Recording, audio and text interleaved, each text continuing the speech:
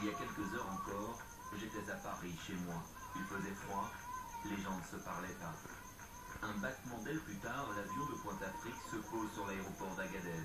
Le premier appareil de la saison est une fête.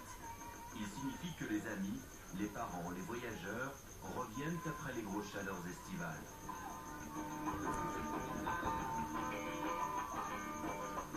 Nous sommes début octobre. Mohamed et Liman, mes deux amis nigériens, m'accueillent à la descente d'avion. Ils ont monté une agence, Tiden. Tous deux sont Touaregs. Avec qui d'autre pourrais-je aller dans le désert? Alors, on est à Agadez ici. Inch'Allah, aujourd'hui, si j'ai bien compris, vous faites ça, non? Hein?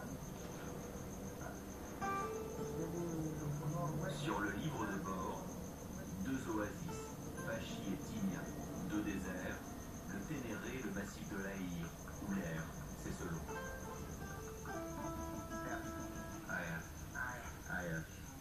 Ah, c'est le nord. Le nord, le massif du nord. Voilà, c'est le nord. Et Ténéré, ça veut dire? Le Ténéré, c'est là où il n'y a rien. Il n'y a rien. Étymologiquement, Ténéré, ça veut dire où il n'y a rien. Pourtant, il y a plein de choses à voir dans Ténéré.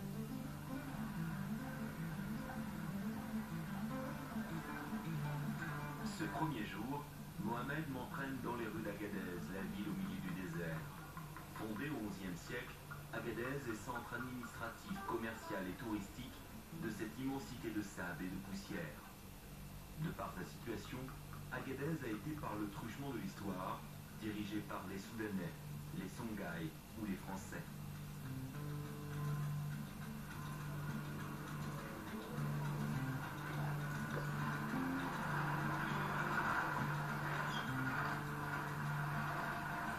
C'est vraiment une carrefour, tous les chemins se croisent. Par exemple, quand ils viennent de l'axe qui amène l'Algérie au Nigeria ou qui amène de Burkina à Libye, et puis donc on a un côté de l'Afrique noire et un côté de l'Afrique.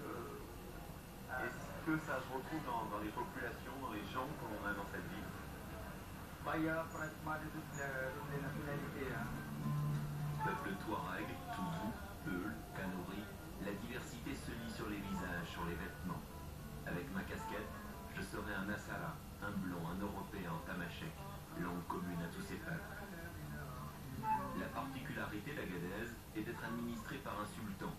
Traditionnellement, il règle les litiges entre Touaregs et reçoit les nomades de passage. Le sultan actuel est le 123e du nom. Je suis le chef supérieur de la région, de l'Aïr, tout l'Aïr. Et comment devient-on sultan? Oh, on devient sultan toujours du père en fils, oui. Oui, c'est du père en fils. Oui. Voilà, c'est ça. Il y a un sultan depuis quelle période? Oh, depuis 1400 même. Depuis 1400. 1400, oui. Depuis cette période, le marché aux chameaux et aux bestiaux d'Agadez est le point de ralliement de tous les nomades.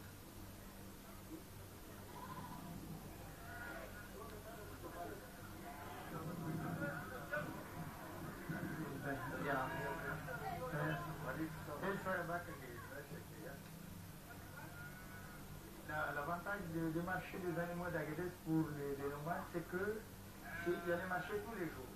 La plupart des gens qui amènent les animaux ici, c'est des nomades qui sont à 150 km. Il y a des gens qui viennent de partout. Hein. Il y en a même d'autres départements qui amènent des animaux jusqu'ici. Une fois qu'ils ont vendu, entre chez eux. D'accord. C'est le cas par exemple des gens qui sont derrière, où là ils viennent avec une, deux chèvres, trois chèvres, ils les vendent et ensuite ils repartent. Je vais les poser la question. Ouais. Vas-y. Kuyuan, Sam, Nayanduan. Kau nak beli tengok nanti. Berbistan. Tu vois, eux, ils viennent de Berbistan, par exemple, à 150 km d'ici. Mohamed au marché, pendant ce temps Liman prépare l'expédition.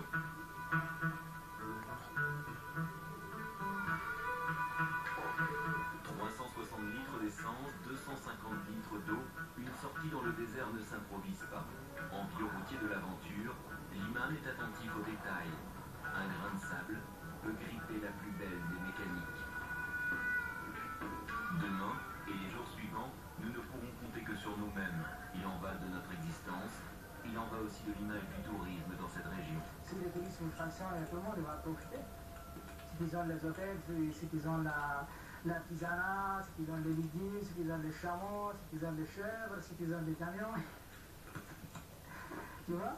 Mais malheureusement, il y a des problèmes. Chaque année, la même chose, où chaque année, on fait un pas en avant, 40 pas en arrière.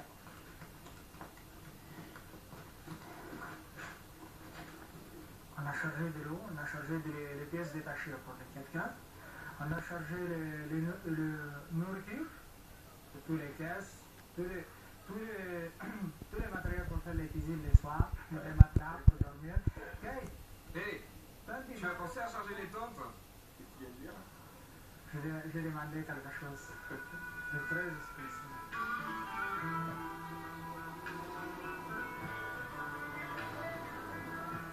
Dernière formalité, avant de prendre la route, nous devons nous faire enregistrer. La feuille de route précise notre itinéraire, le nombre et la nationalité des passagers. Un fachi optimien, l'imam fera valider ce document par la police locale. En cas de problème, une panne ou un groupe rebelle qui nous tombe dessus, l'armée partira à notre recherche. Deuxième jour, je retrouve mes compagnons de voyage, deux solides 4x4, des Touaregs aguerris et 6 novices, voyageurs dans l'inconnu. Mohamed reste à Agadez, c'est le début de la saison. Il attend un autre groupe. Iman sera mon guide.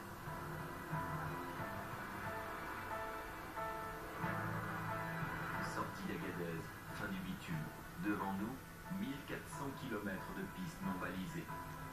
Le premier obstacle est la falaise de Tigivit.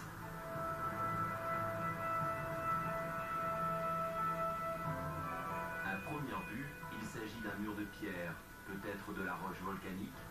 Erreur, c'est du sable fossilisé.